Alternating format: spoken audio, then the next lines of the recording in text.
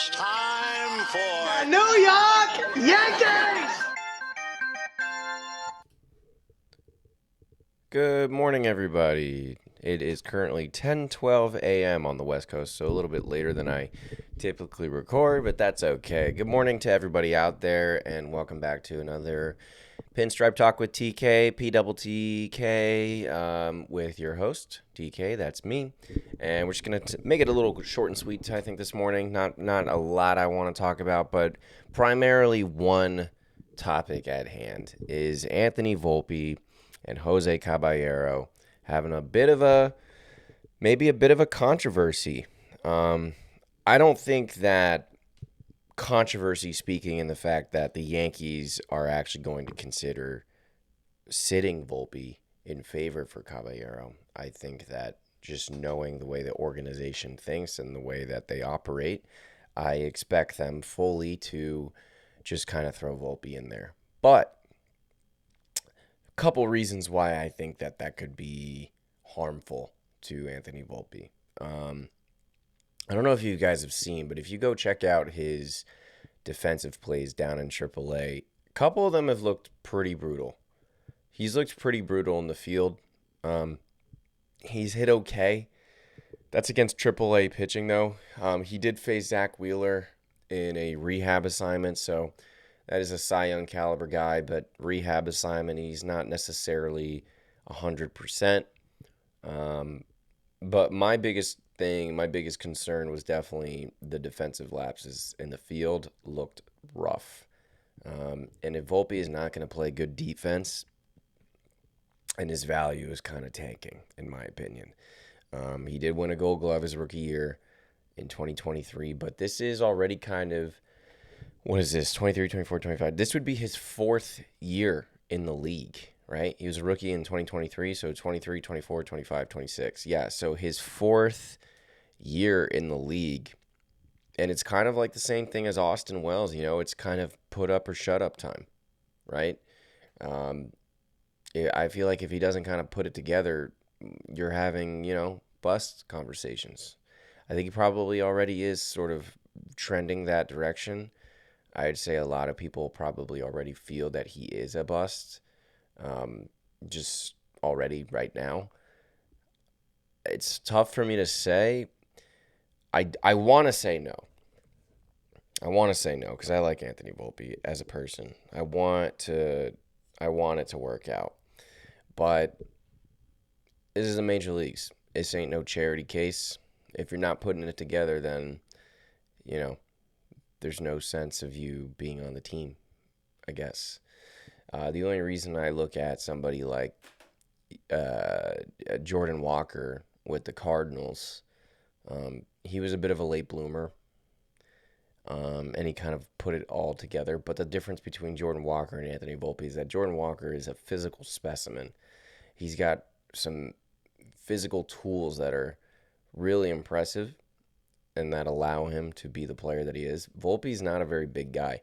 Derek and I have talked about this, but Volpe, to me, profiles better as a second baseman, and I felt that way even when he was down in the minor leagues. He's built like a second baseman. He's not built like a shortstop.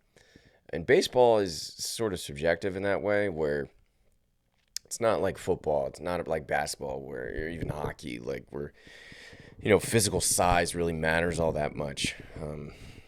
I think pitching is probably the only position where, it's preferable to be tall so you have a longer stride. But if you're playing defense, like Alex Bregman's not a big guy. There's a lot of guys out there that aren't really, really tall guys or, really big dudes. Volpe's not one of them. But just his arm, the way, his arm strength, the way his arm slot, the way he throws the ball. And then frame. I think he profiles much better as a second baseman. I think that would help him a lot. I think also, weirdly enough, I think that may take some of the pressure off of him.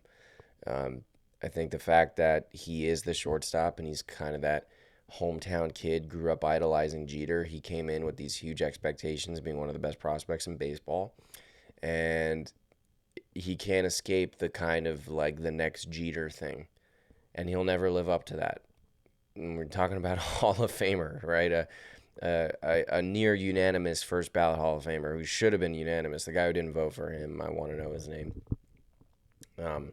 But I think we're at a point now where the Yankees are really at a crossroads because you have Jose Caballero, who he's not the future by any means necessary. He's not the future, but and also he did not start the season off well. He would tell you that as well. He struggled to right out of the gate, but Jose Caballero in 12 games since April 13th, the same day that it was announced that Anthony Volpe was going to begin rehab games, he's 18 for 45. That's good for a 400 average.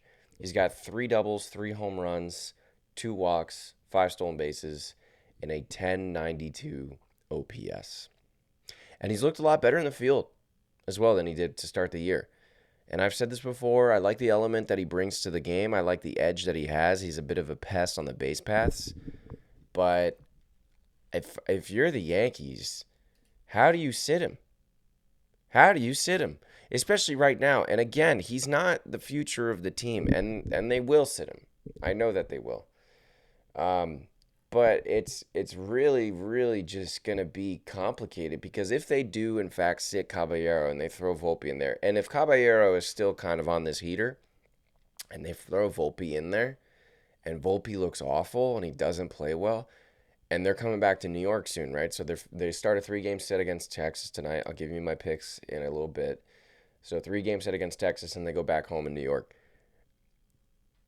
Bluebirds are going to be out quick and early. They will. I think that the fan base's leash with Volpe is totally done. I don't think that the fan base really has any patience left for him. I know that he hears it. I know that he's heard the boos. I know that he's been hard on himself, in terms of how he's played. But it's just not happening. It's just not happening. And I don't know if it's approach. I don't know if it's a mental thing. I have no idea what it is. My biggest concern with him, though, is the defense, just in terms of, how could you be a Gold Glove defender your rookie year and take such a step backwards? Not even, you're average or you're better than average. You're a little bit better than average. Not necessarily elite, but better than average. And you take such a step backwards that it's you're bad. You're actually bad. You're a bad defender. And the thing about the Yankees is you hear these stories come out where, Boone is walking out of the presser. He's walking out of the media room and, he's off the record. And he looks at Meredith Marakovitz and he's just he's effing elite. What? In what world? In what world is Anthony Volpe an elite shortstop? You know who's an elite shortstop? Bobby Witt Jr. Bobby Witt Jr. is an elite shortstop. Ellie De La Cruz. Guys like that, that's Kevin McGonigal with the Tigers is going to become probably an elite shortstop. I'm looking at even Mookie Betts, where he's basically never really played the position before. He's been an outfielder for the most of his career, who become an elite shortstop because he's a great athlete. I'm almost I think Jazz Chisholm would be a better shortstop than Volpe would. He's 4 outs above replacement at second this year. He's been a really good fielder. And he did come up as a shortstop. So if they want to explore that, that's why I always felt that was weird. Or they threw McMahon out there. I'd rather throw Jazz out at short than McMahon and have Rosario play second.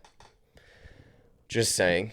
But yeah, it's going to be tough, man. I don't see how you can take yourself seriously as a baseball organization and sit a guy who's currently hitting 400 right now in favor for a shortstop who hasn't lived up to expectations, who's looked brutal in the field in his rehab games, who's looked fine at the plate, I guess, but it's not going to be anything that impressive, and who the fan base is looking for a reason to go after.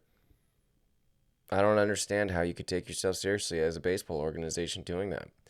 So if it were up to me, Caballero would keep playing. I'd keep riding that hot hand. And what I anticipate is that they're going to kind of use him as this rover kind of role. They had DJ LeMahieu do that around the infield. He was going between first, second, and third. And I guess Caballero could play some outfield. And now that Stanton is most likely headed to the IL, I guess, just Dominguez came up, got called up, and they sent Luis Heel down. But I guess that, they took Heel's roster spot for Dominguez, so still unclear what they're doing with Stanton. Haven't heard anything on that yet. But yeah, I don't understand how you could be a serious baseball organization and sit a guy who's hitting 400 for a guy who has been mostly underwhelming so far in his career. Like, do you think he's all of a sudden going to put it together? This is the thing that really just gets on my nerves about the Yankees. It's this quality of stubbornness. Do you think he's just going to be better all of a sudden? I don't know how you could think that. It's just really man, it's frustrating. It's frustrating. It really is. But we'll see what happens. I think Volpe's supposed to come back sometime this week. And listen, I hope that he's great. I hope for everybody on the team. I hope everybody on the team plays great. Obviously, I want them to win. But if you're asking for my honest opinion and my take, if you will, you know, I don't see it. I don't see it.